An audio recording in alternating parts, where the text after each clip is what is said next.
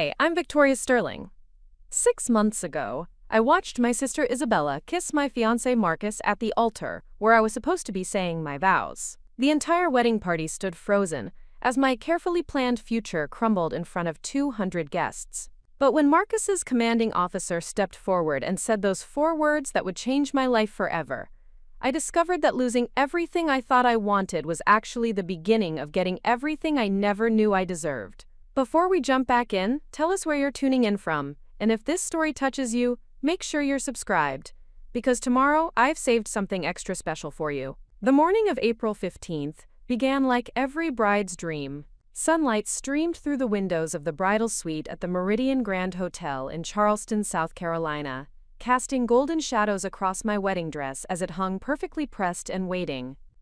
The silk and lace creation had taken 8 months to design and fit, representing not just my vision for the perfect wedding day, but my commitment to building a life with Lieutenant Marcus Thornfield, a Navy officer stationed at the nearby Charleston Naval Base. I had met Marcus 2 years earlier, during a charity gala, supporting military families. He approached me while I was coordinating silent auction displays, introducing himself with the kind of confident charm that made conversation feel effortless and natural.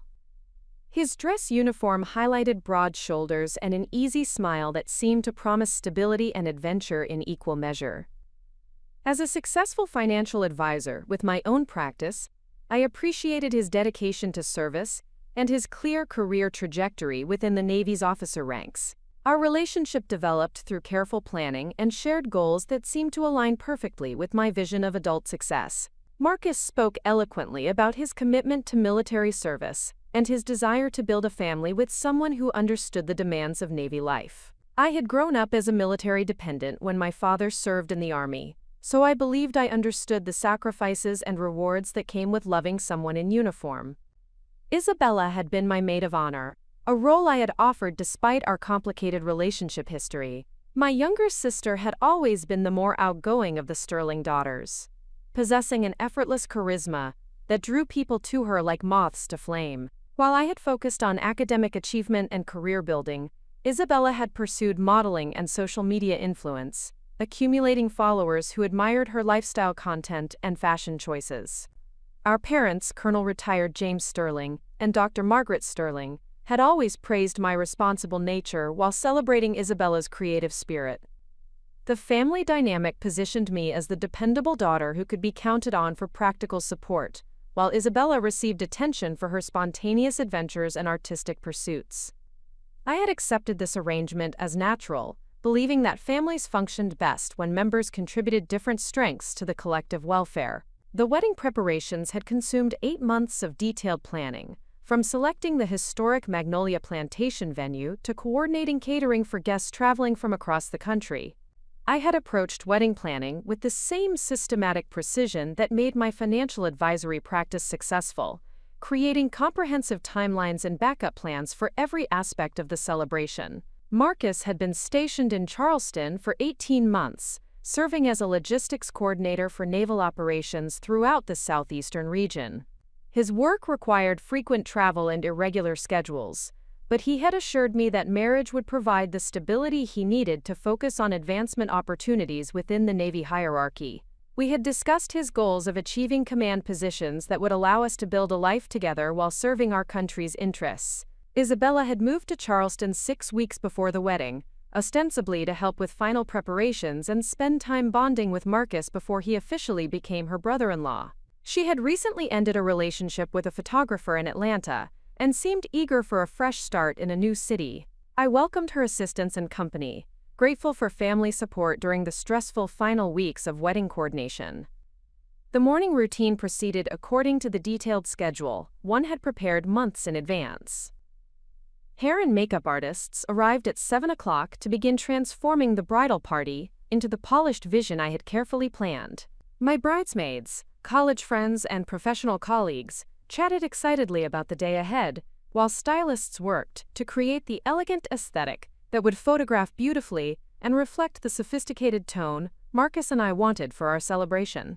Isabella seemed subdued during the preparation process, responding to questions with brief answers and avoiding eye contact when I attempted to engage her in conversation about the ceremony details. I attributed her mood to nervousness about her maid of honor responsibilities and the emotional weight of seeing her older sister get married. Our relationship had always included periods of distance followed by renewed closeness, so her temporary withdrawal did not alarm me significantly. The photographer captured the traditional getting-ready moments that would later become painful reminders of how completely I had misunderstood the dynamics surrounding my wedding day. Images of Isabella helping me into my dress, of our mother fastening my grandmother's pearl necklace, of the bridal party raising champagne glasses in celebration, all documented a happiness that existed only on the surface of a situation I had completely failed to comprehend. At 11:30, my wedding coordinator knocked on the bridal suite door to inform us that guests were arriving, and the ceremony would begin promptly at noon. The transportation to Magnolia Plantation had been arranged with military precision, ensuring that the bridal party would arrive with enough time for final photographs, while maintaining the schedule that would allow the reception to flow seamlessly into the evening festivities. The ride to the venue should have been filled with excitement and anticipation, but Isabella's continued silence created an atmosphere of tension that I tried unsuccessfully to dispel through cheerful conversation about the beautiful weather and the guests who had traveled long distances to celebrate with us. My bridesmaids seemed to sense the undercurrent of stress, exchanging glances that suggested they had noticed Isabella's unusual behavior but were uncertain how to address it without creating additional drama. Magnolia Plantation provided the perfect backdrop for the southern elegance that Marcus and I had envisioned for our wedding celebration. The historic mansion overlooked gardens filled with azaleas and magnolia trees in full bloom, creating a setting that would photograph beautifully while honoring the Charleston area's rich cultural heritage. The ceremony site featured an antique gazebo surrounded by Spanish moss and flowering shrubs that created natural privacy for the intimate exchange of vows. The final preparation rituals took place in the plantation's bridal quarters, a restored antebellum building that had been converted into elegant preparation spaces for wedding parties. The coordinator reviewed the processional timing with each member of the bridal party, ensuring that everyone understood their role in creating the seamless ceremony that Marcus and I had rehearsed the previous evening. At 11:55, my father arrived to escort me to the ceremony site. Colonel Sterling looked distinguished in his dress uniform, wearing the medals and decorations that represented 30 years of Army service and dedication to his country. His presence reminded me of the military values that had shaped my understanding of commitment, honor, and service before self, that I believed Marcus and I shared as fundamental principles. The processional music began precisely at noon, signaling the start of what should have been the happiest moment of my life. I watched through the window as my bridesmaids walked gracefully down the aisle, each taking their designated position near the gazebo, where Marcus waited in his dress whites. The sight of him standing at attention, surrounded by fellow officers who had served as his groomsmen, reinforced my confidence that we were building something meaningful and lasting. Isabella's turn came next, and I observed her walking slowly toward the altar with an expression that seemed more serious than joyful. Her emerald green dress, chosen to complement her auburn hair and fair complexion, looked stunning against the garden backdrop. She carried a bouquet of white roses and greenery that matched the floral theme we had selected to coordinate with the natural beauty of the plantation setting. My father offered his arm, and we began the walk that I had imagined countless times during the months of preparation. The gathered guests rose as we approached, their faces reflecting the happiness and celebration that should have marked the beginning of my new life as Mrs. Marcus Thornfield. I could see Navy personnel in dress uniforms alongside civilian friends and family members, creating the blended community that I had envisioned supporting our marriage. Marcus stood waiting with the confident bearing that had attracted me during our first meeting. His expression appeared serious and focused, which I interpreted as appropriate gravity for the commitment we were about to make to each other. Behind him, his commanding officer, Captain William Morrison, stood among the groomsmen, representing the Navy community that would become an important part of our shared future. The ceremony began with traditional words about marriage as a sacred commitment between two people who choose to build a life together through shared values and mutual support. The officiant, a Navy chaplain who had counseled us through premarital preparation, spoke about the unique challenges and rewards of military marriages that require flexibility, communication, an unwavering commitment to weather separations and uncertainties. When the chaplain reached the point where he asked whether anyone present knew of any reason why Marcus and I should not be joined in marriage, I expected the customary silence that would allow us to proceed with our vows. Instead, Isabella stepped forward from her position in the bridal party, her voice carrying clearly across the assembled guests as she said words that would shatter everything I thought I understood about my life.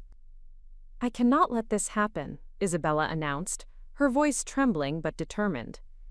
"Marcus and I have fallen in love. We've been seeing each other for the past month, and we cannot pretend anymore that this marriage should proceed when we have developed feelings that neither of us expected but cannot deny."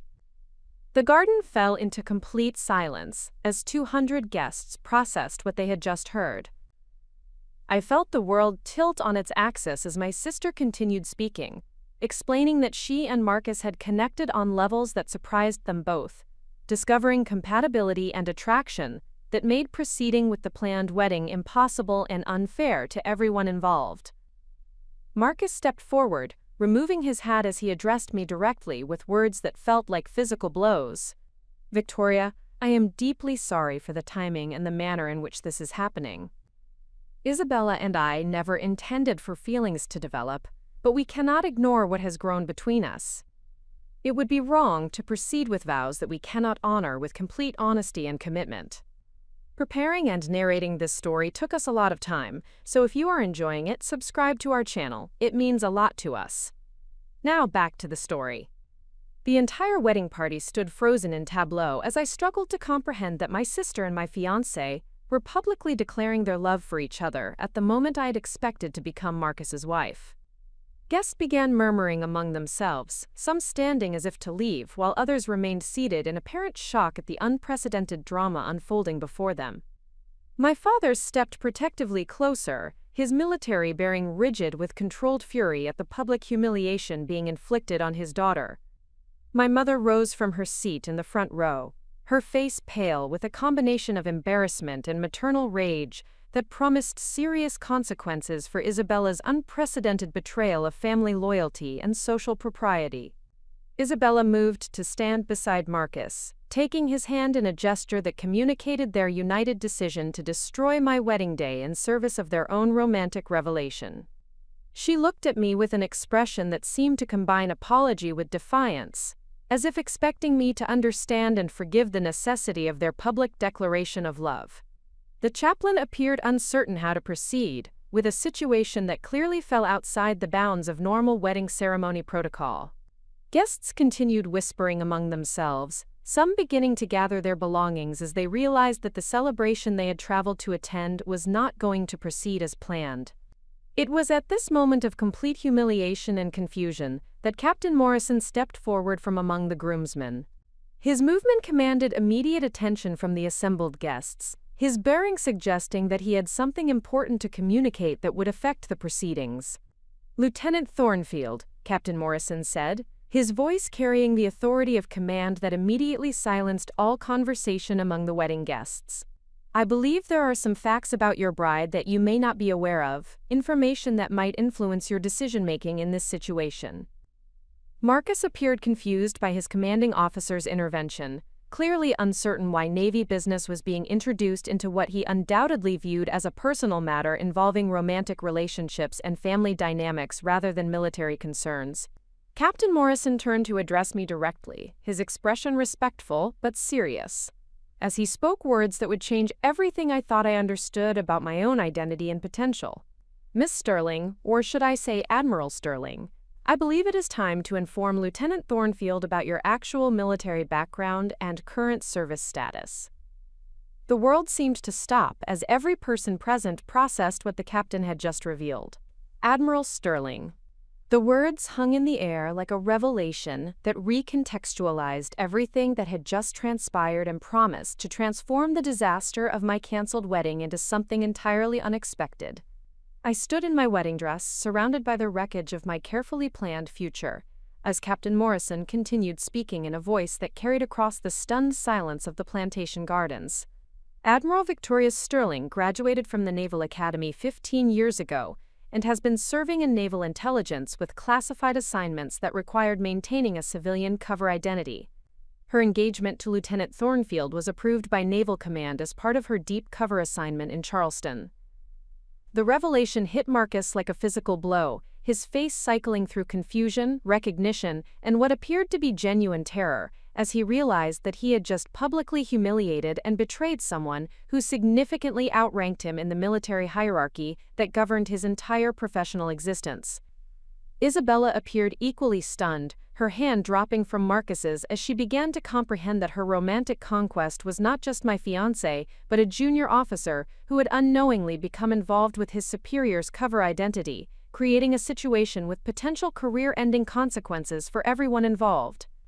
But the most profound impact of Captain Morrison's revelation was on my own understanding of who I was and what possibilities existed for my future, beyond the conventional life I had been constructing around marriage, to a well-meaning but ultimately unworthy junior officer who had proven himself capable of breathtaking betrayal and poor judgment. Standing there in my wedding dress, surrounded by the shocked faces of family and friends who were learning about my true identity for the first time, I felt something shift inside me that had nothing to do with the pain of betrayal and everything to do with the power of finally being seen and recognized for who I really was, rather than who I had been pretending to be. The woman who had awakened that morning believing her greatest achievement was about to be marrying a Navy lieutenant, was discovering that she was actually a decorated admiral whose service to her country had earned respect and recognition that no romantic relationship could provide or diminish. Tomorrow I will share what happened when Captain Morrison explained exactly why my cover assignment was ending and what my next orders would be. The revelation about my true identity was just the beginning of discoveries that would transform my understanding of strength, service, and what it means to build a life worthy of the person you are meant to become. Before we continue, tell us in the comments where you are watching from, and whether you have ever discovered that someone you trusted was living a completely different life than you imagined. Subscribe, because tomorrow's episode will reveal how learning the truth about my own capabilities changed everything about how I approached building relationships and pursuing goals that actually matched my potential. The silence that followed Captain Morrison's revelation stretched across Magnolia Plantation like the calm before a devastating storm. 200 wedding guests sat frozen in their chairs, their minds struggling to process the information that had just recontextualized everything they thought they understood about the woman standing in white at the altar. The bride they had come to celebrate was not just Victoria Sterling, successful financial advisor and devoted fiancé, but Admiral Victoria Sterling, a decorated naval intelligence officer whose entire civilian identity had been an elaborate cover operation. I remained motionless in my wedding dress, feeling the weight of 15 years of carefully maintained deception lifting from my shoulders like armor I had forgotten I was wearing. The relief was immediate and overwhelming, despite the circumstances that had forced this revelation. For the first time since graduating from the Naval Academy, I could stand in a room full of people and be recognized for who I truly was rather than the carefully constructed persona I had maintained to protect classified operations. Marcus appeared to be experiencing some form of shock as the implications of Captain Morrison's words penetrated his understanding, as the revelation about Operation Meridian Shield indicated that my presence in Charleston had been motivated by genuine national security concerns, rather than personal preferences or career advancement opportunities. The cover identity as a financial advisor had provided access to local business and social networks while maintaining plausible explanations for the research and analysis activities that were actually focused on identifying potential threats to naval operations throughout the southeastern United States. Marcus appeared to be struggling with the cognitive dissonance created by learning that every conversation we had shared about his naval career had actually been an intelligence debriefing conducted by someone with comprehensive knowledge of naval operations and strategic planning. The woman he thought he was educating about military life was actually someone whose expertise far exceeded his own understanding of naval capabilities, protocols, and future developments. Lieutenant Thornfield's relationship with Admiral Sterling was approved by Naval Command as part of her cover assignment, Captain Morrison continued, addressing the obvious questions about how a junior officer had become engaged to marry someone so far above his rank and security clearance level. The relationship provided additional authenticity to Admiral Sterling's civilian identity while allowing continued monitoring of personnel and operations at Charleston Naval Base. This revelation transformed Marcus's understanding of our entire relationship from a romantic partnership into a professional assignment, where his value had been measured in terms of intelligence-gathering potential rather than personal compatibility or emotional connection. The realization that his career advancement, social connections, and even his proposal of marriage had all been elements in a larger operation designed to protect national security created a level of personal humiliation that extended far beyond the romantic betrayal he had believed himself capable of inflicting. Isabella's position became even more precarious as the implications of her involvement with Marcus were revealed through the lens of military regulation and security protocol. Her romantic pursuit of a naval officer who was involved in a classified operation, regardless of her knowledge or intent, had created potential security vulnerabilities that would require investigation and resolution through official channels rather than family counseling or social mediation. Captain Morrison turned to address me directly, his expression combining professional respect with what appeared to be genuine concern for my welfare during this unprecedented breach of operational security. "Admiral Sterling, your cover assignment has been concluded effective immediately due to circumstances beyond your control. Your next orders have been prepared and are ready for implementation pending your acceptance of the promotion and command assignment that have been approved by the Chief of Naval Operations." The mention of promotion and command assignment indicated that my career had continued advancing even while I maintained civilian cover in Charleston. The naval intelligence community had apparently been preparing my next phase of service while I believed myself focused on building a personal life around marriage and settling into a conventional civilian routine. The contrast between my actual professional trajectory and the limited goals I had been pursuing highlighted how completely I had suppressed my authentic ambitions in service of maintaining operational security. Captain Morrison handed me a second sealed envelope containing what appeared to be official orders and documentation related to my new assignment. The weight of the envelope suggested comprehensive materials that would require detailed review and consideration, but the formal presentation indicated that accepting these orders would represent a significant advancement in responsibility and recognition within the naval intelligence hierarchy. The promotion carries assignment to command the newly established Joint Intelligence Operations Center at Naval Station Norfolk, with responsibility for coordinating intelligence activities across all southeastern naval facilities, Captain Morrison explained, outlining an opportunity that represented validation of my expertise and potential for continued advancement within the military structure that had shaped my entire adult life. The command position at Norfolk represented exactly the type of leadership opportunity I had dreamed about during my academy years, but had begun to believe might be incompatible with building the personal relationships and family life that civilian society emphasized as essential components of adult fulfillment. The timing of this opportunity, emerging from the wreckage of my canceled wedding, seemed to suggest that the universe was redirecting my attention toward goals that actually aligned with my capabilities and values. Marcus finally found his voice, addressing Captain Morrison with the formal protocol required when speaking to superior officers, though his words trembled with the recognition that he had created an impossible situation for himself through his romantic choices and professional miscalculations. "Sir, I was unaware of Admiral Sterling's actual identity and assignment status. I request guidance regarding appropriate protocol for addressing this situation." The request for guidance demonstrated that Marcus was beginning to understand that his actions had implications far beyond hurt feelings and canceled wedding plans. Military justice operated according to regulations that prioritized unit cohesion, operational security, and respect for chain of command over individual preferences or romantic attractions. His public betrayal of a superior officer, regardless of his knowledge about her actual rank, represented a serious breach of military discipline that could affect his entire career trajectory.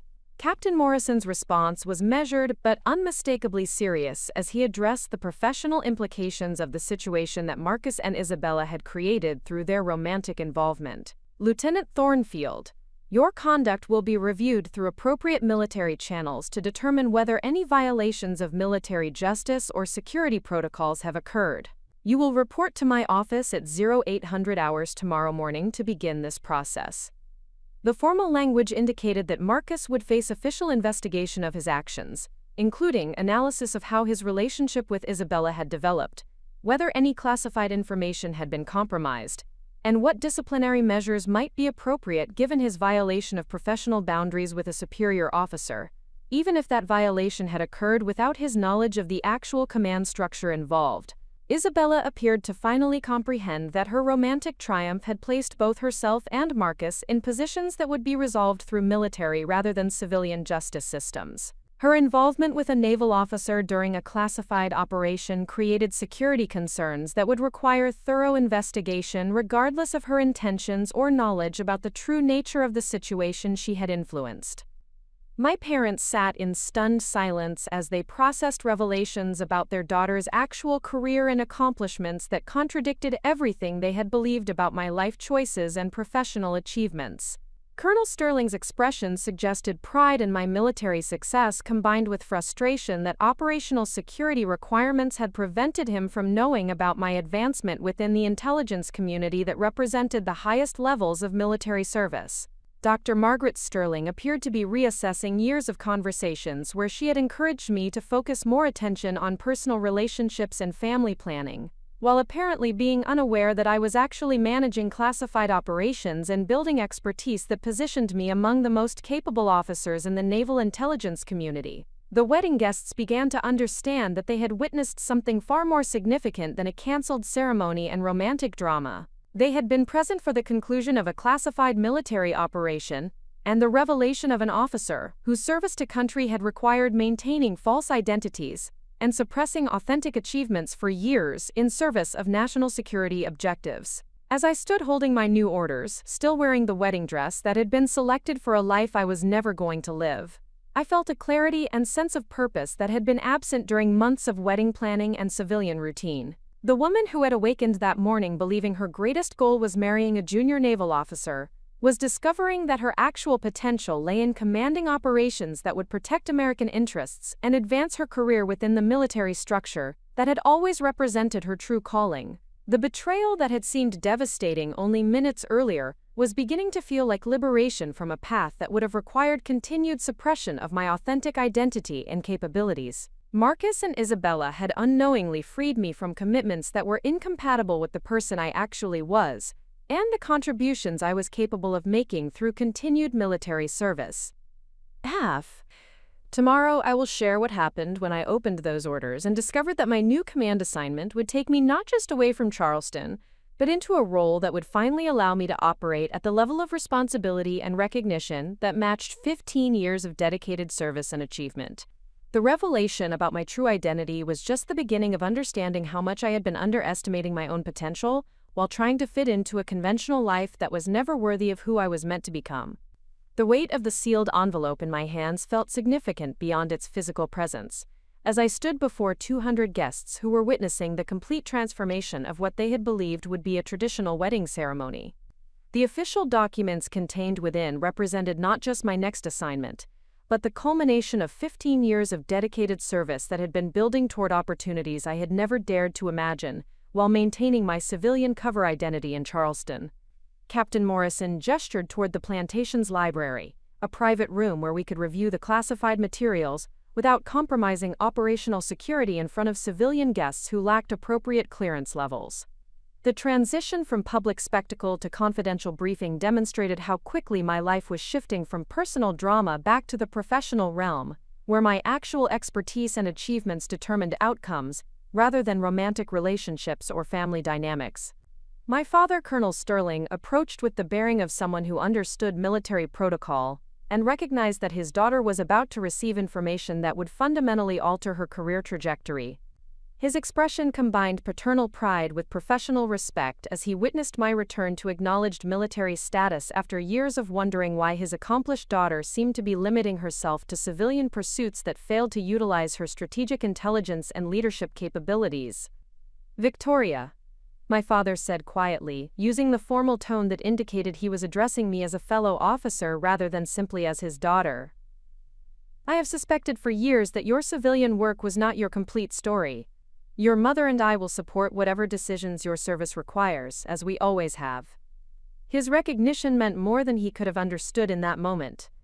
The validation from someone whose own military career had earned distinction and respect provided reassurance that the choice I was about to make would be understood and supported by the family members, whose opinions mattered most to my sense of identity and purpose. The contrast with Isabella's betrayal highlighted the difference between relationships built on mutual respect versus those based on personal gratification without regard for deeper values or commitments. Dr. Margaret Sterling joined us with an expression that suggested she was reassessing years of conversations where she had encouraged me to prioritize personal relationships and conventional life milestones over career advancement that she had not understood was actually occurring within classified operations. Her medical background provided analytical frameworks for understanding complex situations, and she appeared to be processing how the daughter she thought was underachieving professionally was actually excelling at levels that required secrecy to protect national security interests. "I am proud of you," my mother said simply, her words carrying the weight of recognition that I had been serving my country with distinction, while she had been unaware of the true scope of my contributions and achievements. "I apologize for not understanding that your choices were guided by commitments and opportunities that you could not share with us." Isabella remained near Marcus, both of them appearing uncertain about whether they should attempt to leave the plantation or wait for resolution of the military investigation that Captain Morrison had initiated. Their romantic revelation, which had seemed so dramatic and consequential only minutes earlier, now appeared trivial compared to the professional implications of their actions and the career opportunities that were emerging from the wreckage of my canceled wedding. The transition to the plantation library provided physical separation from the confused wedding guests, while creating an appropriate environment for reviewing classified materials that would determine my future within the naval intelligence community. The historic room, filled with leather-bound volumes and antique furniture, created an atmosphere of gravitas that seemed fitting for decisions that would affect national security operations and my role in protecting American interests throughout the southeastern region. Captain Morrison waited until the library door was secured before addressing me with the formal protocol appropriate for delivering classified orders to a senior officer. His demeanor indicated that the materials I was about to review represented significant advancement opportunities that had been prepared by leadership levels far above the Charleston command structure, suggesting that my cover assignment had been monitored and evaluated by officials who understood my potential for increased responsibility and operational leadership. "Admiral Sterling," Captain Morrison began, emphasizing my actual rank with the respect that had been absent from my civilian interactions throughout the Charleston assignment. "The orders you are about to review represent recognition of your exceptional performance during Operation Meridian Shield and your demonstrated capability for managing complex intelligence operations that require both strategic analysis and operational implementation." The formal language indicated that my cover assignment had been more successful than I had realized during its execution. While I had focused on maintaining operational security and gathering intelligence about facility vulnerabilities, senior leadership had apparently been evaluating my performance against criteria that positioned me for advancement to command positions within the naval intelligence hierarchy. I broke the seal on the envelope with deliberate ceremony, understanding that the documents within would either confirm my continued advancement within military intelligence or represent the conclusion of my naval career if my cover had been compromised beyond acceptable security parameters. The thickness of the materials suggested comprehensive orders that would require detailed consideration rather than simple acknowledgement of routine assignments. The first document bore the official seal of the Chief of Naval Operations, indicating that my new assignment had been approved at the highest levels of naval command structure. The formal language and prestigious letterhead immediately communicated that this represented significant recognition rather than standard personnel rotation or disciplinary reassignment resulting from the security breach that had occurred during my wedding ceremony. "Admiral Victorious Sterling," the orders began, "you are hereby promoted to the rank of Rear Admiral and assigned command of the Joint Intelligence Operations Center at Naval Station Norfolk, effective immediately upon conclusion of your current assignment and completion of transition protocols required for classified operations oversight." The promotion to Rear Admiral represented advancement that typically required decades of service and demonstrated excellence across multiple assignments and leadership positions. The recognition indicated that my performance during various classified operations had earned evaluation and recommendation from senior officers who understood the strategic value of my contributions to national security objectives throughout my 15-year career. The command assignment at Norfolk represented exactly the type of opportunity I had aspired to achieve during my Naval Academy years, when I had envisioned leading operations that would utilize my analytical capabilities while advancing American interests through strategic intelligence gathering and threat assessment. The position would place me among the most senior intelligence officers responsible for coordinating activities across the southeastern United States, with authority over operations that protected critical naval facilities and personnel. Captain Morrison observed my reaction as I processed the significance of the promotion and assignment, his expression suggesting satisfaction with my advancement while recognizing the professional capabilities that had earned this recognition from senior leadership. The contrast between my actual achievements and the limited goals I had been pursuing through my civilian cover identity highlighted how completely I had suppressed my authentic ambitions during the Charleston operation. The Joint Intelligence Operations Center represents a newly established command structure designed to enhance coordination between various intelligence agencies while maintaining operational security for classified activities throughout the southeastern region, Captain Morrison explained, providing context that helped me understand the scope and significance of the responsibility being offered. The establishment of a new command center indicated that senior leadership recognized emerging threats or opportunities that required enhanced intelligence capabilities and coordination mechanisms.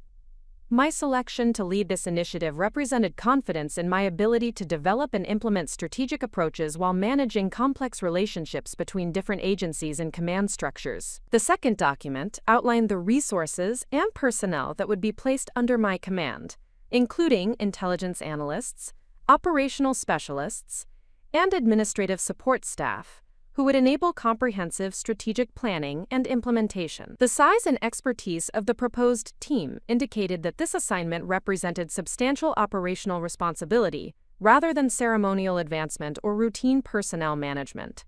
Your command will include oversight of counterintelligence operations, threat assessment protocols, and strategic planning initiatives that support naval operations throughout Virginia, North Carolina, South Carolina, Georgia, and Florida. Captain Morrison continued, describing geographic and functional scope that encompassed the entire southeastern naval infrastructure. The regional responsibility represented exactly the type of strategic leadership position that utilized my expertise in operational analysis while providing opportunities for continued professional development through managing complex multi-state operations. The assignment would require coordination with civilian law enforcement, federal intelligence agencies, and international partners, while maintaining operational security for activities that protected critical American military capabilities. My parents observed this briefing with expressions that suggested growing understanding of why my civilian career had seemed limited compared to my educational background and apparent capabilities.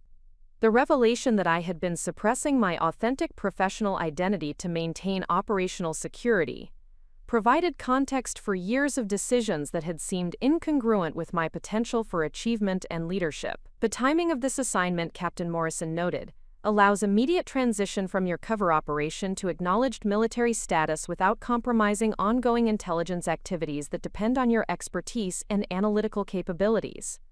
The seamless transition from civilian cover to military command indicated that my career had been managed with long-term strategic planning that positioned me for advancement, while protecting the classified operations that required my continued involvement. The coordination between my personal circumstances and professional opportunities suggested that senior leadership understood both my capabilities and my commitment to continued service. The final document contains specific instructions for concluding my Charleston assignment, including protocols for securing intelligence materials, briefing successor personnel, and managing the transition of relationships and information sources that had been developed during Operation Meridian Shield. The comprehensive guidance demonstrated that my departure would be managed to protect ongoing security interests while enabling my advancement to increased responsibility. Your security clearance has been upgraded to accommodate the enhanced access requirements associated with joint operations oversight and strategic planning coordination, Captain Morrison informed me, indicating that my new position would provide access to intelligence materials and operational planning that represented the highest levels of classified information within the naval intelligence community. The clearance upgrade represented recognition that my judgment and discretion had been tested through years of classified operations, without any security violations or concerns that would limit my access to sensitive materials. The trust implied by enhanced clearance represented validation of my professional integrity, while enabling involvement in strategic planning that would shape national security policy and implementation. As I reviewed the comprehensive orders and supporting documentation, I experienced a profound sense of alignment between my authentic capabilities and the opportunities being offered through continued military service. The woman who had spent months planning a wedding to a junior officer was discovering that her actual potential lay in commanding operations that would protect American interests, while advancing her career within the intelligence community that had always represented her true calling. The contrast between the limited goals I had been pursuing through my civilian cover identity and the substantial responsibility being offered through military advancement highlighted how completely I had been underestimating my own potential, while trying to conform to conventional expectations about personal relationships and life planning that were incompatible with my authentic identity and values. Marcus and Isabella's betrayal, which had seemed devastating during the wedding ceremony, was beginning to appear as liberation from commitments that would have required continued suppression of my professional identity and advancement opportunities. Their romantic revelation had inadvertently freed me from a path that was fundamentally incompatible with the person I actually was, and the contributions I was capable of making through continued military service. The wedding guests remained at the plantation, apparently uncertain whether they should depart or wait for additional developments in what had become an unprecedented situation that combined personal drama with classified military operations. Their presence served as witnesses to my transformation from civilian bride to acknowledged military commander, creating a public record of my return to authentic identity and purpose. Captain Morrison concluded the briefing by emphasizing that accepting the promotion and command assignment would require immediate relocation to Norfolk and engagement with strategic planning initiatives that were already underway to address emerging threats and opportunities throughout the southeastern region. The urgency indicated that my expertise was needed for ongoing operations rather than routine administrative transition.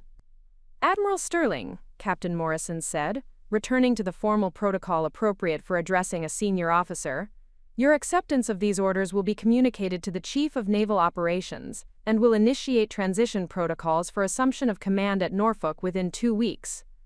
The timeline for transition demonstrated that my advancement had been planned and prepared with anticipation, that I would accept the assignment and relocation requirements. The efficiency of the proposed schedule indicated that senior leadership understood my commitment to continued service, while recognizing that immediate engagement would be beneficial for both my career development and operational requirements. Standing in my wedding dress while holding orders that would transform my life from canceled bride to commanding admiral, I understood that I was experiencing a moment of perfect clarity about my authentic identity and potential for continued achievement through military service that honored my capabilities and values, rather than requiring their suppression for the sake of conventional social expectations. Tomorrow I will share my response to these orders and what happened when I walked back out to face the wedding guests who would witness my first official act as Rear Admiral Victoria Sterling. The decision I made in that library would not only change my life, but would demonstrate to everyone present the difference between choosing security over growth versus embracing opportunities that match your true potential and calling. The weight of the promotion orders in my hands represented far more than career advancement as I stood in the plantation library, surrounded by the authority figures who would witness my transformation from betrayed bride to commanding officer. The documents outlined responsibilities that would utilize every aspect of my training and experience while positioning me to shape national security policy throughout the southeastern United States. The choice before me was not simply about accepting military orders, but about embracing the authentic identity I had suppressed for years while maintaining civilian cover. Captain Morrison waited with the patient attention of someone who understood that significant decisions required adequate consideration, even when the outcome seemed predetermined by circumstances and opportunity.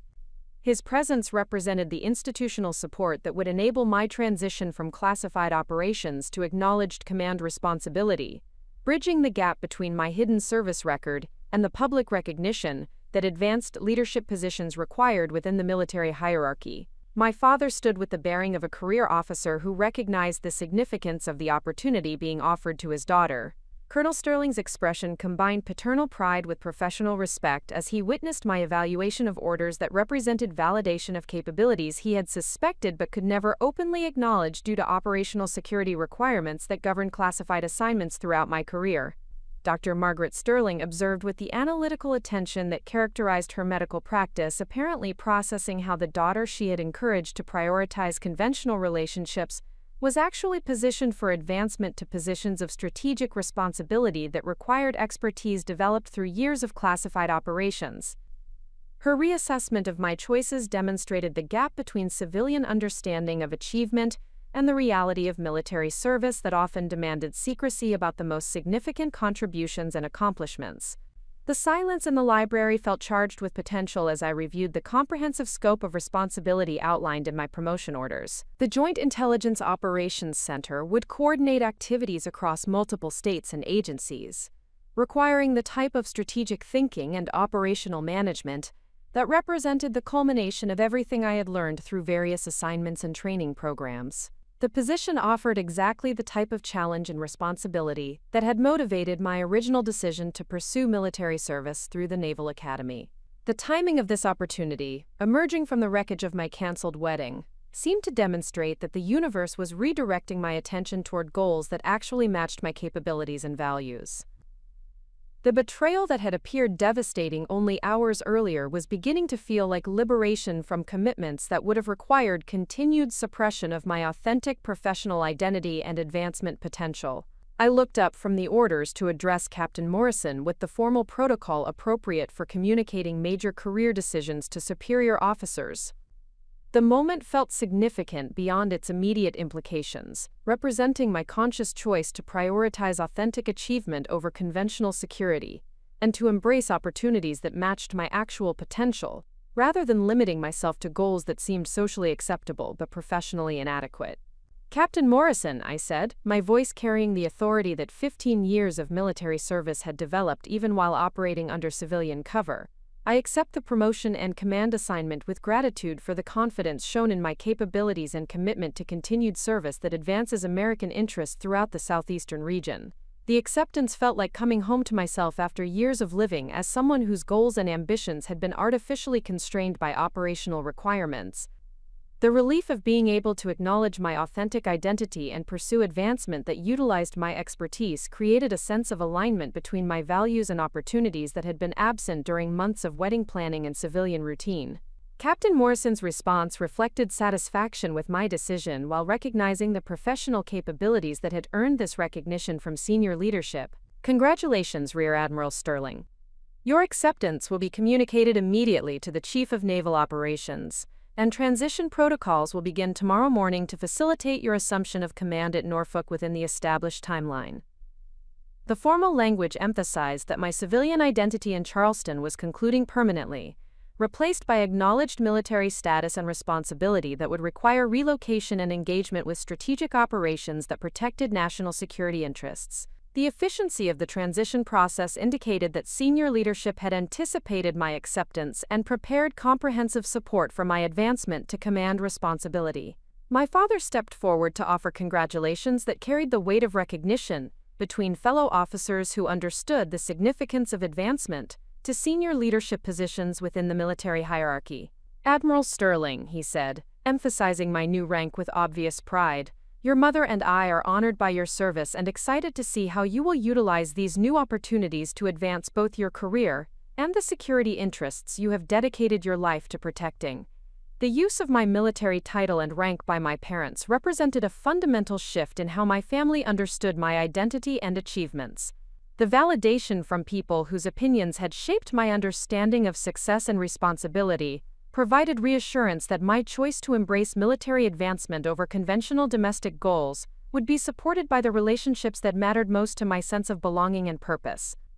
Dr. Sterling joined the congratulations with expressions that suggested relief at finally understanding why her accomplished daughter had seemed to be limiting herself to civilian pursuits that failed to challenge her intellectual capabilities or provide adequate recognition for her strategic thinking and leadership potential. I apologize for not recognizing that your choices were guided by service commitments that we could not understand without appropriate context, she said, acknowledging years of conversations where she had encouraged me to prioritize personal relationships over career advancement that was actually occurring within classified operations. The recognition from my parents provided emotional validation for decisions that would require significant personal sacrifices and professional risks. Military leadership demanded dedication and flexibility that often complicated civilian relationships and conventional life planning. But the support from family members who understood the importance of service to country created a foundation for pursuing advancement without compromising core relationships.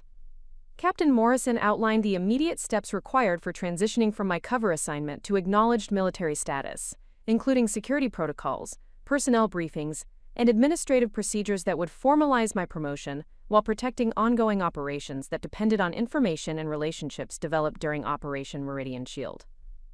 The comprehensive planning demonstrated that my advancement had been prepared with attention to both career development and operational security requirements.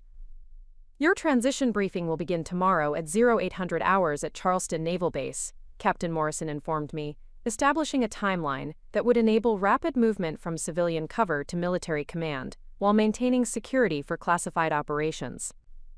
The briefing will include detailed information about your new command structure, personnel assignments, and strategic priorities that require immediate attention upon your arrival at Norfolk. The urgency of the timeline indicated that my expertise was needed for ongoing operations rather than routine administrative transition. The Joint Intelligence Operations Center represented response to emerging threats or opportunities that required enhanced coordination and strategic planning capabilities throughout the southeastern region, positioning my advancement within larger national security initiatives rather than standard personnel management. As we concluded the private briefing and prepared to return to the wedding guests who remained at the plantation, I understood that I was about to make my first public appearance as Rear Admiral Sterling, rather than the civilian identity I had maintained throughout my Charleston assignment. The transition from private acceptance of orders to public acknowledgement of my military status would demonstrate my commitment to authentic identity, while providing closure for relationships and activities that had been part of my cover operation. The walk from the library back to the plantation gardens felt like a ceremonial procession, as I prepared to address guests who had witnessed the complete transformation of what they expected to be a traditional wedding celebration. The woman who had entered the library as a betrayed bride was emerging as a newly promoted admiral, whose career advancement validated years of classified service, while opening opportunities for continued leadership and strategic contribution. The wedding guests remained seated in their chairs, apparently uncertain whether they should depart or wait for additional developments, in what had become an unprecedented combination of personal drama and military operations.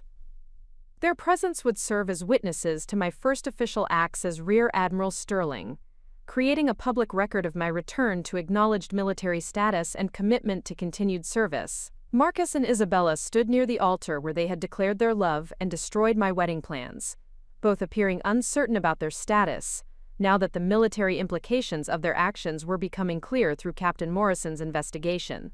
Their romantic triumph had become a professional disaster that would require resolution through military justice, rather than civilian relationship counseling or family mediation. Captain Morrison addressed the assembled guests with the formal authority appropriate for military briefings, his voice carrying across the plantation gardens with clarity that commanded immediate attention from everyone present. Ladies and gentlemen, I have the honor to announce that Admiral Victoria Sterling has accepted promotion to Rear Admiral and command assignment to the Joint Intelligence Operations Center at Naval Station Norfolk, effective immediately.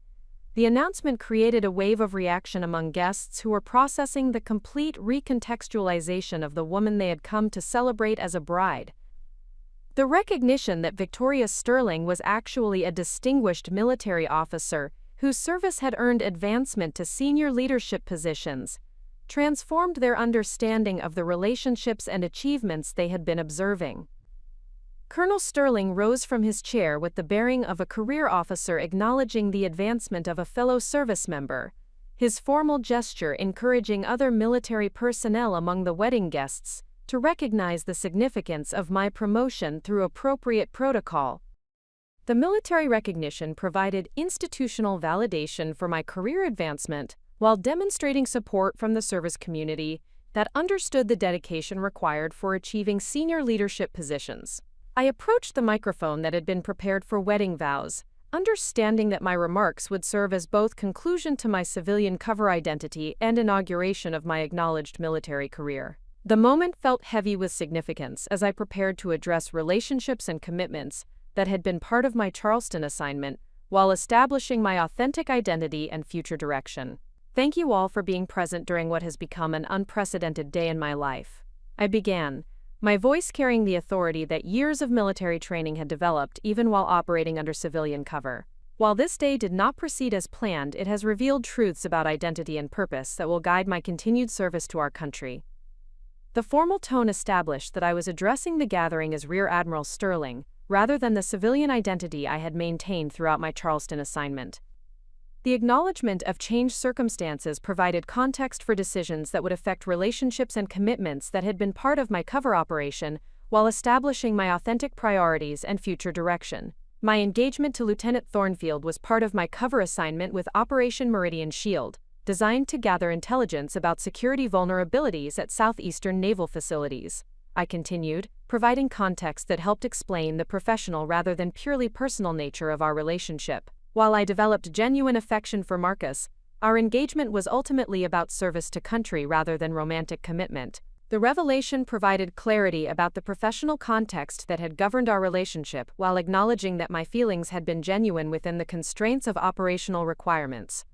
The distinction between professional obligation and personal emotion helped explain how my canceled wedding represented conclusion of an assignment rather than failure of a romantic relationship. Lieutenant Thornfield's involvement with my sister Isabella represents a serious breach of military protocol that will be investigated through appropriate channels, I stated, establishing that their romantic revelation would have professional consequences rather than simply personal implications. Military justice will determine appropriate responses to actions that have compromised operational security and violated chain of command respect.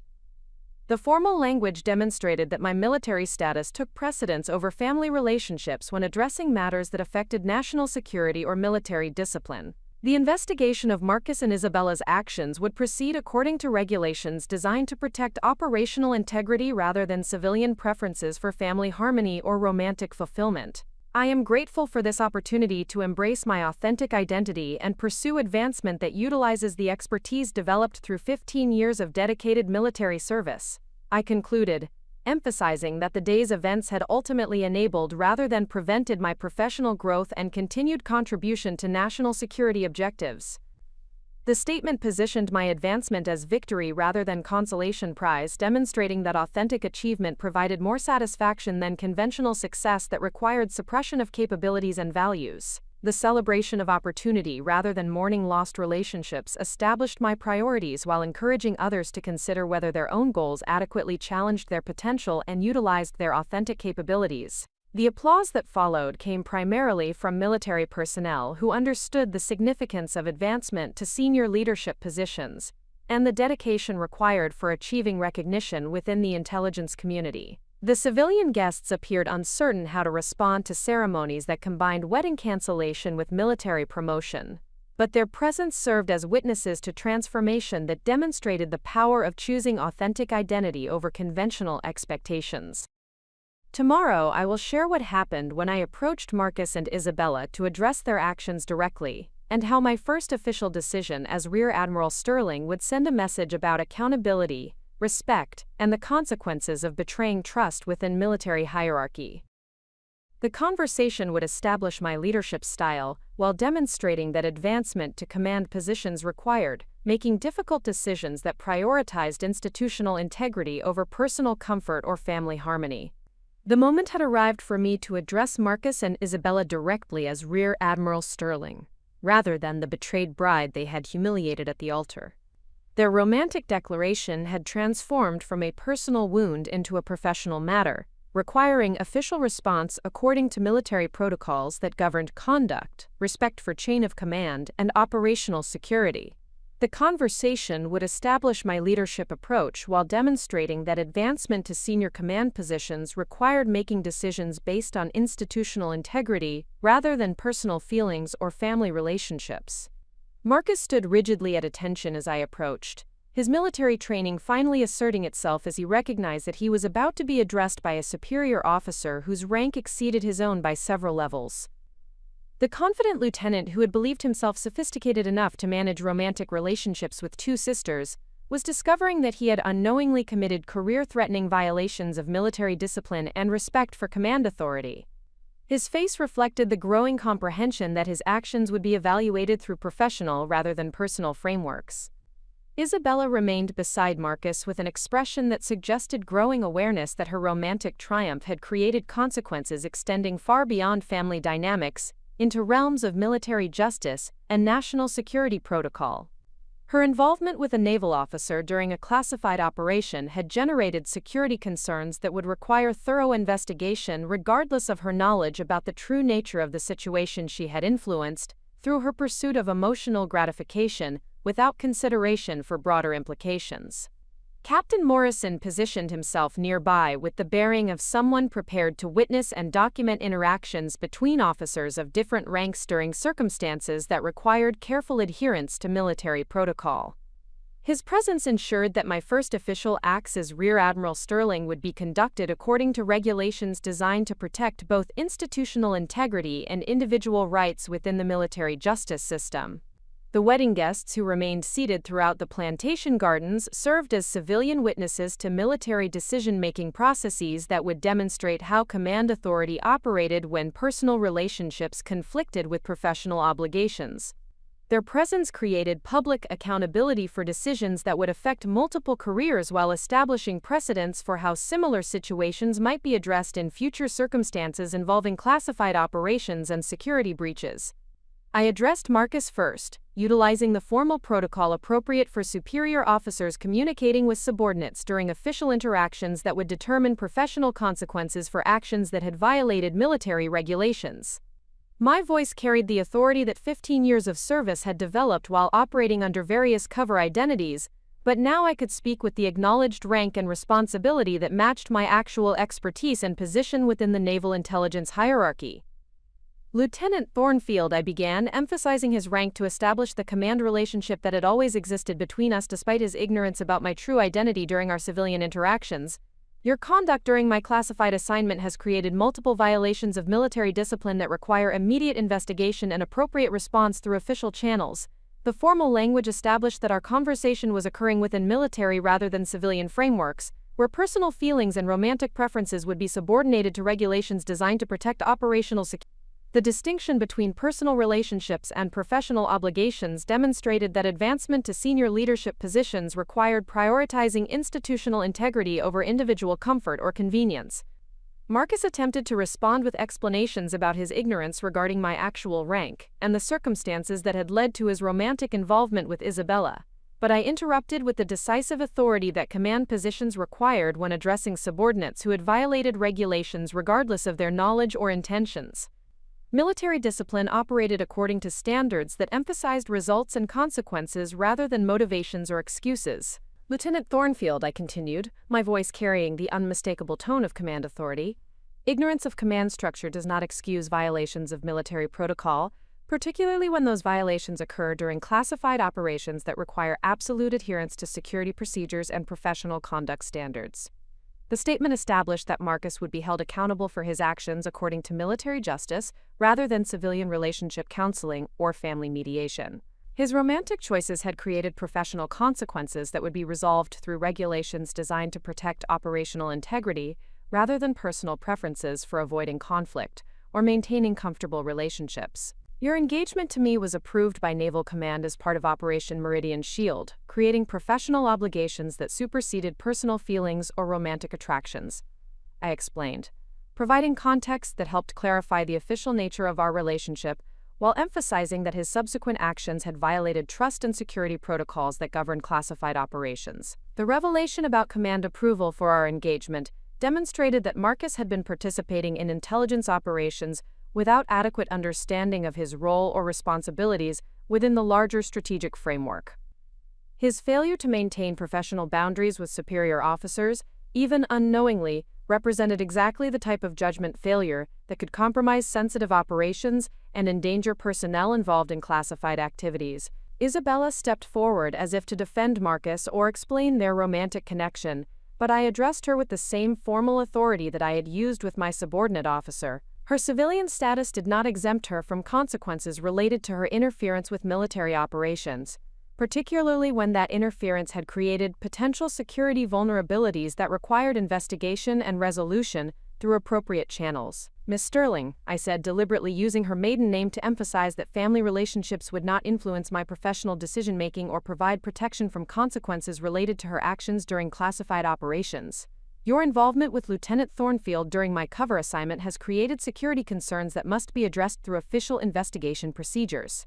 The formal tone established that Isabella would be treated as a civilian who had become involved in military matters requiring oversight and evaluation rather than as my sister whose family status might provide immunity from scrutiny. The distinction between personal relationships and professional responsibilities demonstrated that command authority required making decisions based on institutional requirements rather than family loyalty or emotional attachments. The security clearance investigation will determine whether your relationship with Lieutenant Thornfield involved any disclosure of classified information or compromise of operational security, I continued, outlining the process that would evaluate potential security breaches while ensuring that appropriate protections were maintained for ongoing intelligence activities that might have been affected by their romantic involvement. Isabella appeared shocked by the formal nature of the investigation that would examine her personal relationship through the lens of national security, rather than romantic fulfillment or family dynamics. Her pursuit of emotional gratification without consideration for broader implications had created circumstances that would require official scrutiny and potential consequences that extended far beyond personal embarrassment or family disappointment. Captain Morrison stepped forward to document my official decisions regarding both Marcus and Isabella, ensuring that my first acts as Rear Admiral Sterling would be recorded according to military protocol, while establishing precedents for how similar situations involving classified operations and security breaches would be addressed through appropriate command channels. Lieutenant Thornfield, you are hereby relieved of your current duties pending completion of a comprehensive investigation into your conduct during Operation Meridian Shield, I announced, making my first official command decision that prioritized operational security and military discipline over personal relationships or individual convenience.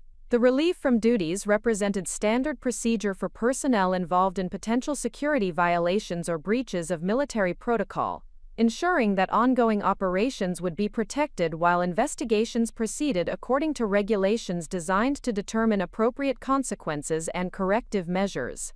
The decision demonstrated that command authority required making difficult choices that prioritized institutional integrity over personal comfort.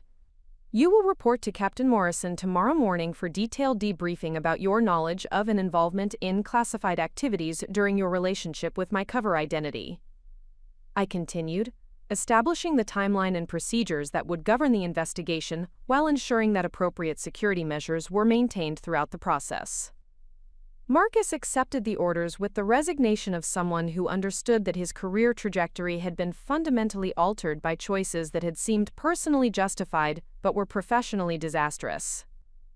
His acknowledgement demonstrated recognition that military justice operated according to standards that emphasized consequences and accountability, rather than intentions or emotional motivations. I turned to address Isabella with decisions that would establish how civilian involvement in military security matters would be handled, while protecting both operational requirements and individual rights within the investigation framework. Her family relationship would not provide immunity from scrutiny, but appropriate protections would be maintained for someone without military status or security clearance. Ms. Sterling, you will be contacted by Naval Security personnel for voluntary cooperation with the investigation into potential security implications of your relationship with Lieutenant Thornfield, I informed her, establishing that her participation would be requested rather than commanded, while emphasizing that the investigation was necessary for protecting national security interests. The voluntary nature of her cooperation reflected appropriate respect for civilian rights, while ensuring that security concerns would be thoroughly examined through proper channels. The distinction between military and civilian authority demonstrated that command decisions required balancing operational requirements with legal protections for individuals who became involved in military matters without formal status or obligations. I recommend that you consult with legal counsel before participating in any interviews or providing statements related to your knowledge of Lieutenant Thornfield's duties or activities during the period of my cover assignment, I added, ensuring that Isabella understood her rights while encouraging cooperation with legitimate security investigations.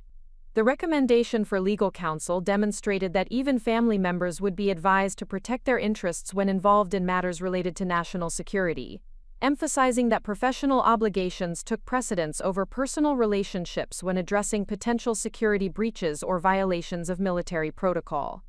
Captain Morrison documented these decisions while providing additional context about the investigation procedures that would govern both Marcus and Isabella's cases, ensuring that appropriate protections were maintained while security concerns were thoroughly examined through established channels designed to protect both institutional integrity and individual rights.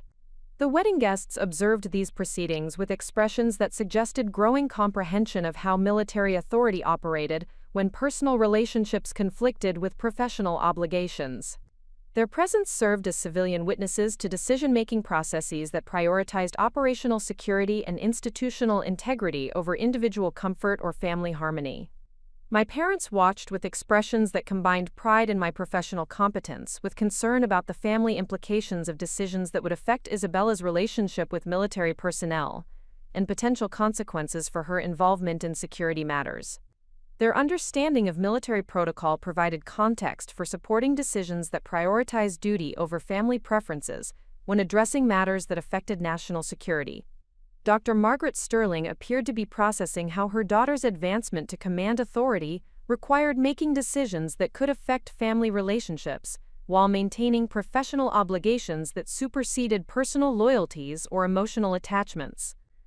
Her recognition of these competing demands demonstrated growing understanding of why military careers often required sacrifices that civilian pursuits might not demand. Colonel Sterling observed with the bearing of someone who understood that command positions required making difficult decisions that prioritized institutional requirements over individual preferences, regardless of the personal costs involved. His professional experience provided framework for recognizing that my handling of the situation demonstrated appropriate leadership competence and commitment to military values. As I concluded my official response to Marcus and Isabella's actions, I understood that my first decisions as Rear Admiral Sterling had established my leadership approach while demonstrating that advancement to senior command positions required unwavering commitment to institutional integrity, even when personal relationships complicated decision-making processes. The contrast between the woman who had awakened that morning, believing her greatest achievement would be marrying a junior officer, and the Admiral, who was now making command decisions that affected multiple careers, highlighted the dramatic transformation that had occurred through circumstances beyond my control, but within my power to navigate according to professional values and authentic identity. The betrayal that had initially appeared devastating was continuing to reveal itself as liberation from commitments that would have required continued suppression of my professional capabilities and authentic character in service of relationships that were fundamentally incompatible with my actual identity and potential for continued achievement and service. The guests who had come to witness a wedding ceremony were instead observing the inauguration of command authority that would shape military operations throughout the southeastern United States, while advancing my career within the intelligence community that represented my true calling and greatest opportunity for meaningful contribution to national security objectives. Tomorrow, I will share what happened when I made my final announcement to the wedding guests about the immediate changes that my new command assignment would require, and how their responses would demonstrate the difference between relationships built on authentic understanding versus those based on convenient assumptions about identity and capability that had never matched the reality of who I was or what I was capable of achieving through continued military service. The time had arrived for me to address the wedding guests who had witnessed the complete transformation of what they expected to be a traditional celebration into an unprecedented revelation of military advancement and authentic identity. These individuals represented the civilian relationships I had cultivated during my cover assignment in Charleston, and their responses to my final announcement would demonstrate the difference between connections based on genuine understanding versus those built upon convenient assumptions about my capabilities and character. The assembled guests included colleagues from my financial advisory practice, neighbors from my Charleston residence, members of the country club where Marcus and I had socialized, and various acquaintances who had become part of my civilian social network during Operation Meridian Shield. These relationships had been carefully developed to support my cover identity, while gathering intelligence about community connections to naval personnel and facilities throughout the southeastern region. Many of these individuals had provided recommendations for vendors, participated in wedding planning discussions, and offered advice about marriage and domestic arrangements that assumed my greatest ambitions involved building conventional family life with a junior naval officer. Their investment in my civilian persona would require acknowledgement and appropriate closure as I transitioned from cover operations to acknowledged military command responsibility. Captain Morrison positioned himself to observe the proceedings, while ensuring that my transition from civilian cover to military authority would be documented, according to protocols that protected both operational security and personal relationships that had been part of my assignment. His presence provided institutional support for decisions that would affect multiple aspects of my Charleston assignment, while establishing precedents for how similar transitions would be managed in future circumstances. My parents remained seated in the front row with expressions that suggested pride in my professional advancement, combined with concern about the personal and family implications of decisions that would require immediate relocation and engagement with classified operations that would prevent regular contact or detailed communication about my activities and responsibilities. I approached the microphone that had been prepared for wedding vows, understanding that my remarks would serve as farewell to the civilian identity I had maintained for 2 years, while establishing my authentic professional status and future direction. The moment felt significant beyond its immediate implications, representing the conclusion of one phase of my career, while inaugurating opportunities that would utilize my expertise within acknowledged command structures. Ladies and gentlemen, I began, my voice carrying the authority that 15 years of military service had developed while operating under various cover identities. I want to express my gratitude for your presence during what has become a day of profound transformation and revelation about identity, purpose, and the courage required to embrace opportunities that match our authentic capabilities, rather than limiting ourselves to goals that seem socially acceptable but professionally inadequate. The formal tone established that I was addressing the gathering as Rear Admiral Sterling, rather than the civilian financial advisor who had been planning to marry Lieutenant Thornfield. The acknowledgement of transformation provided context for decisions that would affect relationships and commitments that had been part of my Charleston assignment, while demonstrating gratitude for support that had enabled successful completion of my intelligence gathering mission. My civilian identity in Charleston was part of Operation Meridian Shield, a classified assignment designed to assess security vulnerabilities at southeastern naval facilities while developing enhanced protection protocols for critical infrastructure, I continued, providing context that helped explain why someone with my military background had been operating as a financial advisor, rather than in acknowledged command positions within the naval hierarchy. The revelation about my cover assignment explained apparent contradictions between my educational background at the Naval Academy and my civilian career choice that had puzzled some observers who recognized my analytical capabilities and strategic thinking skills. The intelligence operation had required suppressing my authentic professional identity while maintaining credible civilian activities that provided access to community networks and facility information. The relationships I have developed with many of you have been genuine within the constraints of operational requirements, I added, acknowledging that my affection for Charleston community members had been authentic despite the professional context that governed my presence and activities throughout the assignment period. The distinction between operational necessity and personal connection helped clarify that my civilian friendships had provided real value and enjoyment, while serving intelligence gathering purposes that required careful maintenance of cover identity. The recognition of these dual purposes demonstrated respect for individuals who had unknowingly contributed to national security through their association with my Charleston activities. My promotion to Rear Admiral and assignment to command the Joint Intelligence Operations Center at Naval Station Norfolk represents recognition of capabilities that I have been unable to acknowledge publicly while maintaining operational security for classified activities, I explained, providing context for advancement that validated years of dedicated service while establishing my authentic professional trajectory. The promotion represented opportunities that aligned with my actual expertise and career goals rather than the limited civilian achievements that had been visible during my cover assignment. The advancement demonstrated that my true potential lay within military command structures that challenged my strategic capabilities while advancing national security objectives throughout the southeastern region. Dr. Sarah Henderson, a colleague from my financial advisory practice, rose from her chair with an expression that suggested genuine surprise at the revelation about my military background and intelligence operations. Her response would indicate how civilian-professional relationships had been affected by my cover identity, and what adjustments would be required as those relationships concluded through my transition to acknowledged military status. "Victoria, I had no idea about your military service," Dr. Henderson said, her voice reflecting confusion about how someone with my apparent expertise in financial planning had actually been operating as a naval intelligence officer throughout our professional association.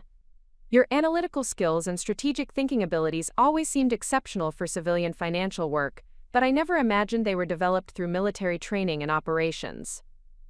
Her observation demonstrated how my cover identity had required suppressing capabilities that exceeded normal civilian professional requirements while maintaining credible expertise in financial advisory services. The recognition of my strategic abilities provided validation that my authentic competence had been apparent even while constrained by operational security requirements that prevented full utilization of my military training and experience. Charles Pemberton, a member of the Charleston Country Club where Marcus and I had frequently socialized, appeared to be processing the revelation that the woman he had known as a local financial advisor was actually a decorated military officer whose service had earned advancement to senior command positions.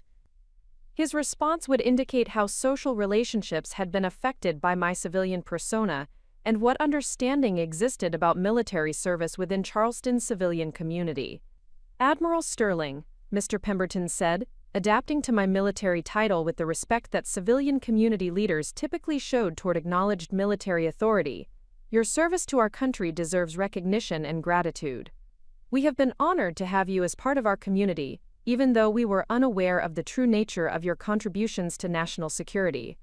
His gracious response demonstrated the type of civilian support that military personnel often received when their service was acknowledged and respected within community contexts. The recognition of my contributions provided encouragement for continued dedication to national security objectives while maintaining positive relationships with civilian populations that benefited from military protection and service. Margaret Walsh, a neighbor who had provided advice about wedding planning and domestic arrangements, seemed to be reassessing conversations where she had encouraged me to focus more attention on family development and conventional relationship goals that assumed my greatest fulfillment would come through marriage and domestic responsibilities, rather than professional advancement and military command. "I apologize for not understanding that your priorities were guided by service commitments that required different approaches to personal relationships and life planning," Mrs. Walsh said, acknowledging that her advice had been based on civilian assumptions about achievement and fulfillment that were incompatible with military career requirements and national security obligations. Her recognition demonstrated growing understanding of how military service required sacrifices and commitments that civilian life planning rarely accommodated, including flexibility about geographic location, relationship development, and personal goals that might conflict with operational requirements or advancement opportunities within military hierarchy. The responses from various guests created a pattern of recognition that my civilian identity had been well executed, but fundamentally limiting compared to my authentic capabilities and professional potential. The acknowledgement of this disparity provided validation for choosing military advancement over conventional security while demonstrating that my true competence had been apparent, even while constrained by cover requirements.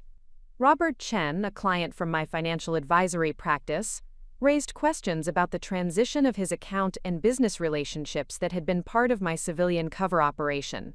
His concerns represented practical implications of my departure that would require professional resolution while protecting both client interests and operational security for ongoing intelligence activities. "Admiral Sterling, what arrangements have been made for continuing service to clients who have depended on your financial planning expertise?" Mr. Chen asked, demonstrating appropriate concern for business continuity, while recognizing that my departure represented both personal advancement and practical challenges for individuals who had relied on my civilian professional services. The question about client transition highlighted the comprehensive planning required for concluding cover operations while protecting both civilian relationships and classified activities that had been part of my intelligence gathering mission. The arrangements would demonstrate military attention to civilian welfare while maintaining security for information and relationships that had strategic value for continued operations. Arrangements have been made with Morrison Financial Services to assume responsibility for all client accounts and ongoing financial planning relationships, I replied, providing information about transition plans that had been prepared to ensure continuity of service while protecting client interests throughout my departure from civilian financial advisory activities. The transition arrangements demonstrated that military operations included comprehensive planning for civilian impact while maintaining operational security for classified activities. The attention to client welfare provided reassurance that my departure would not create financial disruption for individuals who had trusted my professional expertise during the Charleston assignment. Captain Morrison stepped forward to provide additional context about the timing and logistics of my transition from Charleston to Norfolk Command assignment, ensuring that civilian guests understood the urgency of military requirements while maintaining appropriate security for classified operations that governed my advancement and new responsibilities. Rear Admiral Sterling will depart Charleston tomorrow morning to begin assumption of command responsibilities at Naval Station Norfolk, Captain Morrison announced, establishing the timeline that would govern my transition while providing closure for civilian relationships that had been part of my cover assignment. The immediate departure timeline demonstrated the urgency of military requirements while ensuring that operational security would be maintained through rapid transition from civilian cover to acknowledged military command. The efficiency of the schedule indicated that my advancement had been planned with attention to both career development and security requirements for ongoing intelligence operations. The announcement created visible reactions among guests who were processing the reality that the woman they had known as Victoria Sterling, financial advisor and bride-to-be, was departing permanently as Rear Admiral Sterling, military commander responsible for intelligence operations throughout the southeastern United States. The transformation highlighted the dramatic disparity between my civilian persona and authentic military identity. My final remarks to the assembled guests emphasized gratitude for relationships that had provided genuine connection and support during my Charleston assignment, while establishing clear boundaries about future contact that would be governed by security requirements and military obligations, rather than civilian social conventions. I want to thank each of you for the kindness and friendship you have shown during my time in Charleston, I concluded, acknowledging authentic appreciation for civilian relationships, while recognizing that my advancement would require different approaches to personal connections and communication that prioritized operational security and military responsibilities. The expression of gratitude provided appropriate closure for relationships that had served both personal and professional purposes during my cover assignment, while establishing expectations about future contact that would be limited by security requirements and geographic separation resulting from my command assignment at Norfolk. As I prepared to leave the plantation gardens where my wedding ceremony had been transformed into military advancement recognition, I understood that I was concluding not just my Charleston assignment, but my entire approach to balancing authentic identity with operational requirements that had constrained my professional development and personal relationships for years. The woman who had awakened that morning believing her greatest achievement would be marrying Lieutenant Thornfield was departing as Rear Admiral Sterling, whose command assignment would utilize 15 years of military expertise while advancing national security objectives that matched her authentic capabilities and values, rather than requiring their suppression for civilian acceptability. Tomorrow I will share what happened during my final conversation with my parents about the implications of my advancement for family relationships and communication, and how their response would demonstrate the difference between love that supports authentic achievement versus affection that requires limiting potential for the sake of conventional comfort and familiar expectations. The conversation I needed to have with my parents represented the most significant challenge of the entire day, requiring me to address how my advancement to command authority would affect family relationships that had been built upon incomplete understanding of my professional identity and capabilities. Colonel James Sterling and Dr. Margaret Sterling had spent 2 years believing their eldest daughter was limiting herself to civilian pursuits that failed to challenge her strategic intelligence and leadership potential, unaware that she was actually advancing within the naval intelligence community while operating under classified cover requirements. The private discussion would take place in the plantation's formal sitting room, away from remaining wedding guests who were gradually departing after witnessing the unprecedented transformation of a cancelled ceremony into military advancement recognition. The intimate setting would allow for honest conversation about family dynamics, communication limitations imposed by security requirements, and the adjustments that would be necessary as I transitioned from civilian cover to acknowledged command responsibility at Norfolk. Captain Morrison had departed to coordinate administrative requirements for my rapid transition from Charleston assignment to command assumption at Naval Station Norfolk, leaving me with brief opportunity to address personal relationships that would be affected by geographic relocation and security constraints that govern senior intelligence positions. The time limitation emphasized the urgency of military requirements while allowing essential family conversations that would establish expectations for future communication and contact. My parents waited in the sitting room with expressions that combined pride in my professional advancement with concern about the implications for family cohesion and regular contact that had characterized our relationships throughout my civilian cover assignment. Their understanding of military obligations provided context for recognizing that advancement to senior command positions often required sacrifices in personal relationships and communication frequency that civilian careers rarely demanded. Colonel Sterling sat with the bearing of a career officer who understood the demands of classified assignments and the communication restrictions that accompanied advancement to positions involving national security responsibilities. His 30-year Army career had included similar constraints on family communication and geographic stability, providing perspective for evaluating the requirements that would govern my new command assignment while maintaining appropriate support for my continued military service. Dr. Margaret Sterling appeared to be processing the revelation that her daughter's apparent underachievement in civilian financial advisory work had actually been cover for distinguished military service that exceeded her own professional accomplishments in academic medicine. The recognition of my authentic career trajectory required reassessment of years of conversations where she had encouraged me to pursue conventional domestic goals that were incompatible with my actual professional obligations and advancement potential.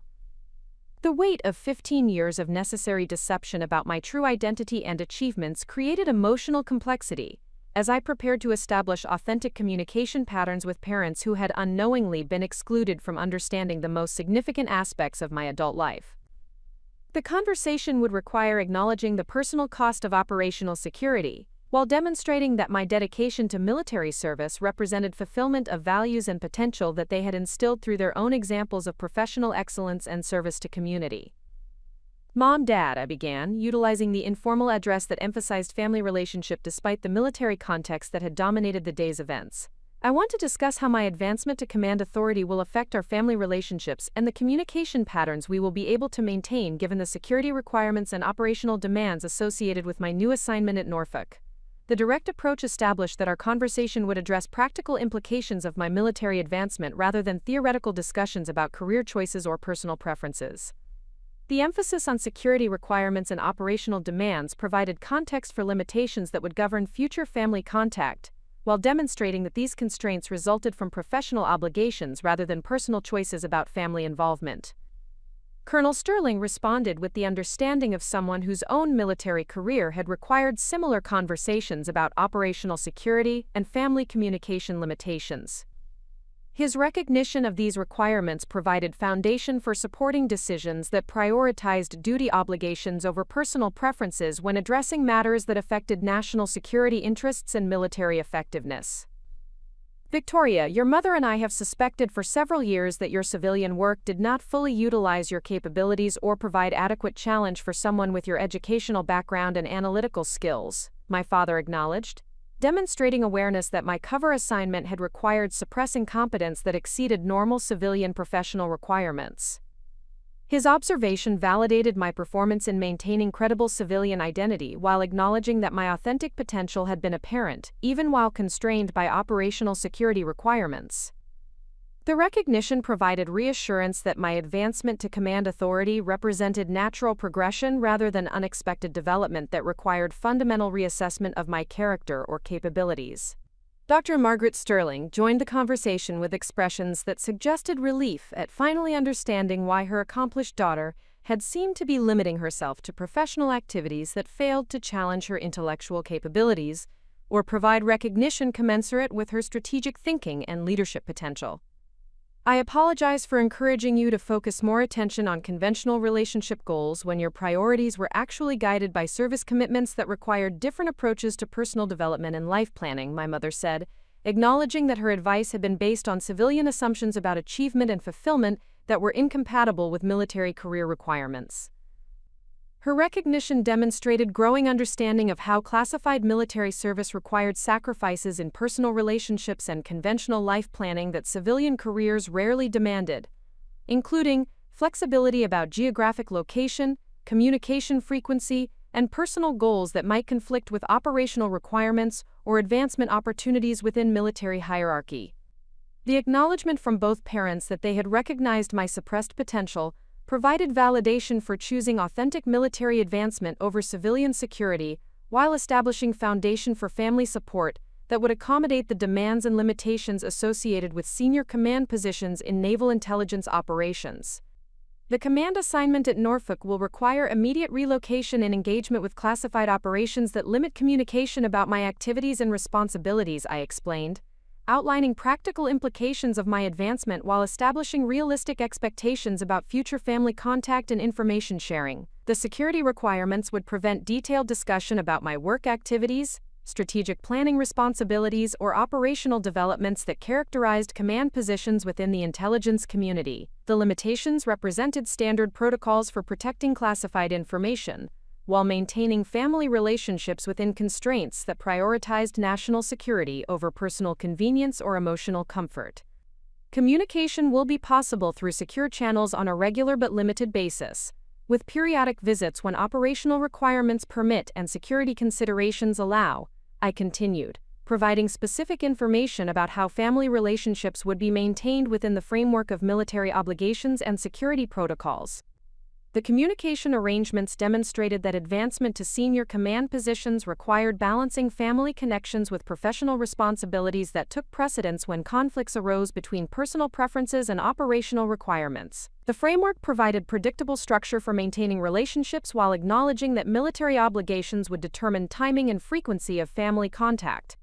Colonel Sterling expressed understanding of these requirements while offering support that reflected his own experience with military communication limitations and geographic separation during various assignments throughout his Army career.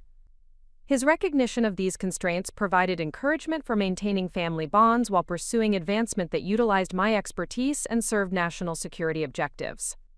Your mother and I will adapt our expectations about communication frequency and visit scheduling to accommodate your operational requirements, my father assured me, demonstrating family flexibility that would enable continued relationships without creating additional stress or conflicting demands on my attention and energy. The commitment to adaptation indicated mature understanding of how military families maintained connections despite geographic separation and communication constraints that civilian families rarely experienced. The flexibility provided foundation for sustainable family relationships that supported rather than competed with my professional advancement and service obligations. Dr. Margaret Sterling addressed her concerns about Isabella's involvement in the security investigation that would examine her relationship with Marcus and potential implications for operational security during my cover assignment. Her questions reflected maternal concern for both daughters, while recognizing that military justice operated according to standards that prioritized institutional integrity over family preferences for avoiding conflict or protecting individual comfort. What support should we provide for Isabella during the investigation process, and how will her involvement affect family relationships going forward? My mother asked, seeking guidance about balancing family loyalty with respect for military authority and security requirements. Dr. Margaret Sterling joined the conversation with expressions that suggested relief at finally understanding why her accomplished daughter had seemed to be limiting herself to professional activities that failed to challenge her intellectual capabilities or provide recognition commensurate with her strategic thinking and leadership potential. I apologize for encouraging you to focus more attention on conventional relationship goals when your priorities were actually guided by service commitments that required different approaches to personal development and life planning, my mother said, acknowledging that her advice had been based on civilian assumptions about achievement and fulfillment that were incompatible with military career requirements. Her recognition demonstrated growing understanding of how classified military service required sacrifices in personal relationships and conventional life planning that civilian careers rarely demanded, including flexibility about geographic location, communication frequency, and personal goals that might conflict with operational requirements or advancement opportunities within military hierarchy. The acknowledgement from both parents that they had recognized my suppressed potential provided validation for choosing authentic military advancement over civilian security while establishing foundation for family support that would accommodate the demands and limitations associated with senior command positions in naval intelligence operations. The command assignment at Norfolk will require immediate relocation and engagement with classified operations that limit communication about my activities and responsibilities, I explained, outlining practical implications of my advancement while establishing realistic expectations about future family contact and information sharing. The security requirements would prevent detailed discussion about my work activities, strategic planning responsibilities, or operational developments that characterized command positions within the intelligence community. The limitations represented standard protocols for protecting classified information, while maintaining family relationships within constraints that prioritized national security over personal convenience or emotional comfort. Communication will be possible through secure channels on a regular but limited basis, with periodic visits when operational requirements permit and security considerations allow, I continued, providing specific information about how family relationships would be maintained within the framework of military obligations and security protocols. The communication arrangements demonstrated that advancement to senior command positions required balancing family connections with professional responsibilities that took precedence when conflicts arose between personal preferences and operational requirements. The framework provided predictable structure for maintaining relationships while acknowledging that military obligations would determine timing and frequency of family contact. Colonel Sterling expressed understanding of these requirements while offering support that reflected his own experience with military communication limitations and geographic separation during various assignments throughout his Army career. His recognition of these constraints provided encouragement for maintaining family bonds while pursuing advancement that utilized my expertise and served national security objectives. Your mother and I will adapt our expectations about communication frequency and visit scheduling to accommodate your operational requirements, my father assured me, demonstrating family flexibility that would enable continued relationships without creating additional stress or conflicting demands on my attention and energy. The commitment to adaptation indicated mature understanding of how military families maintained connections despite geographic separation and communication constraints that civilian families rarely experienced. The flexibility provided foundation for sustainable family relationships that supported rather than competed with my professional advancement and service obligations. Dr. Margaret Sterling addressed her concerns about Isabella's involvement in the security investigation that would examine her relationship with Marcus and potential implications for operational security during my cover assignment. Her questions reflected maternal concern for both daughters, while recognizing that military justice operated according to standards that prioritized institutional integrity over family preferences for avoiding conflict or protecting individual comfort. What support should we provide for Isabella during the investigation process, and how will her involvement affect family relationships going forward? My mother asked, seeking guidance about balancing family loyalty with respect for military authority and security requirements. The question demonstrated recognition that Isabella's actions had created consequences extending beyond romantic drama into realms of national security and military discipline that required professional rather than personal responses. The inquiry about family support reflected understanding that civilian family members could become involved in military matters that demanded careful navigation of competing loyalties and obligations. Isabella will need legal counsel to protect her interests during the security investigation, but her cooperation with the process represents her best approach for minimizing potential consequences, I responded, providing guidance that balanced family concern with professional requirements for addressing security breaches. The recommendation emphasized that Isabella's situation would be resolved through official channels rather than family intervention, while ensuring that appropriate protections were maintained for someone without military status or security clearance. The distinction between family support and official process demonstrated that command authority required maintaining clear boundaries between personal relationships and professional obligations.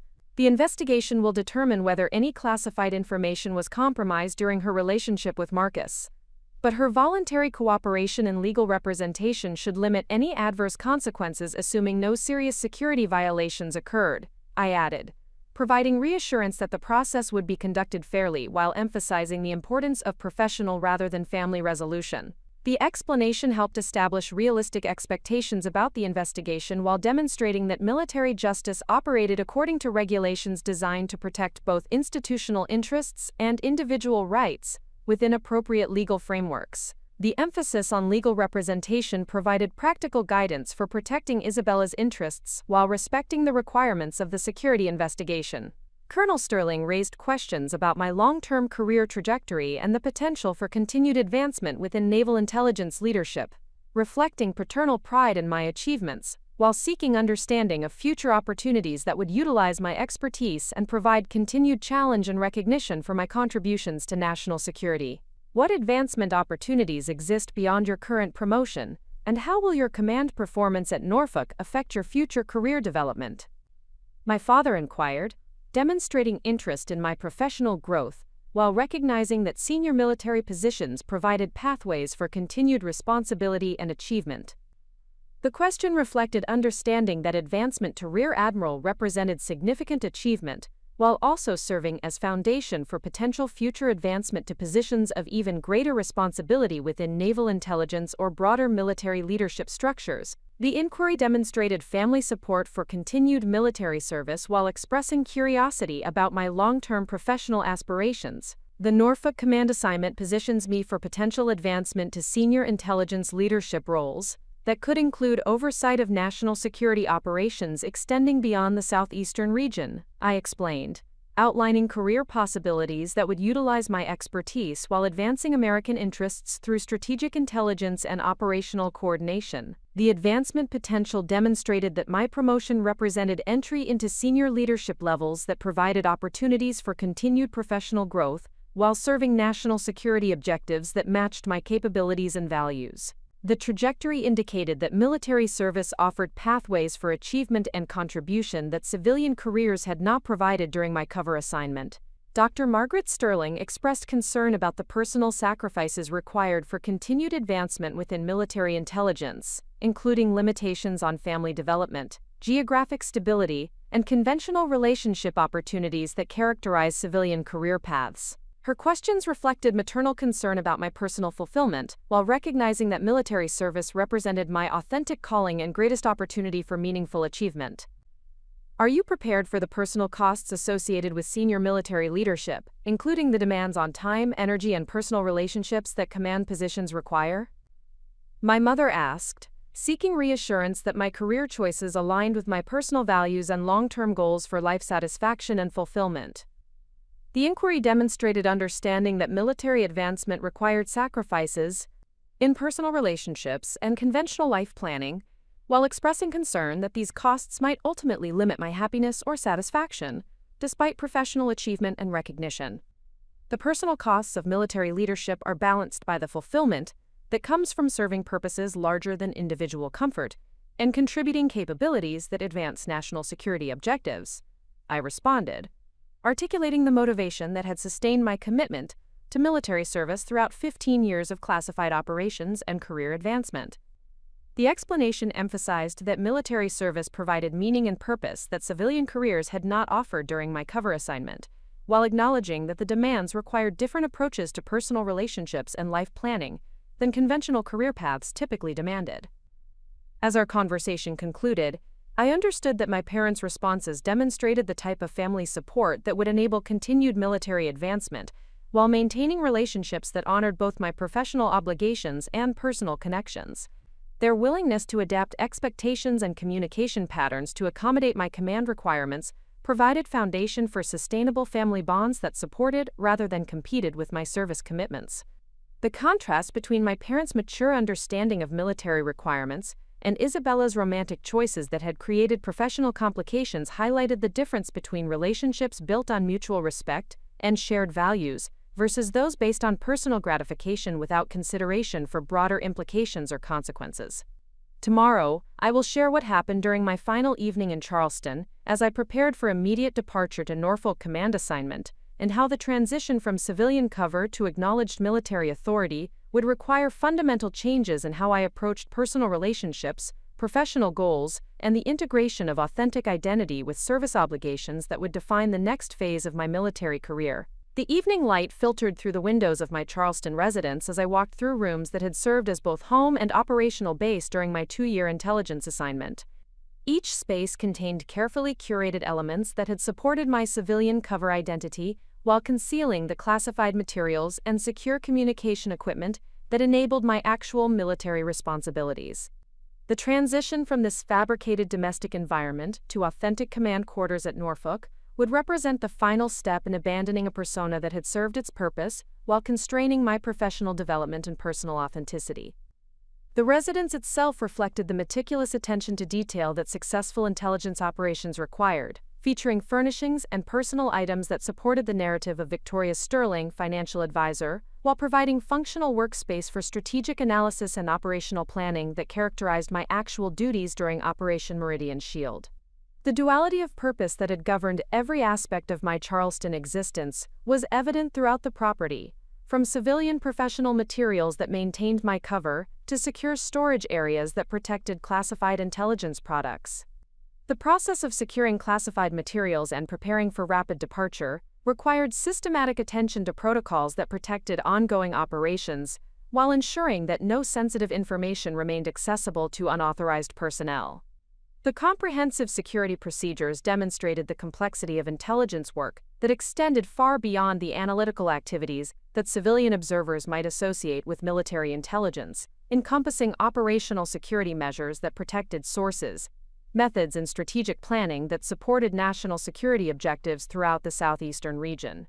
Captain Morrison had provided detailed instructions for concluding my cover assignment, including specific protocols for transferring ongoing intelligence responsibilities to successor personnel, while maintaining operational continuity for activities that required sustained attention and expertise. The transition planning emphasized that my departure represented advancement rather than termination of intelligence operations, with carefully structured handover procedures that protected both institutional knowledge and classified relationships that had been developed during my Charleston assignment.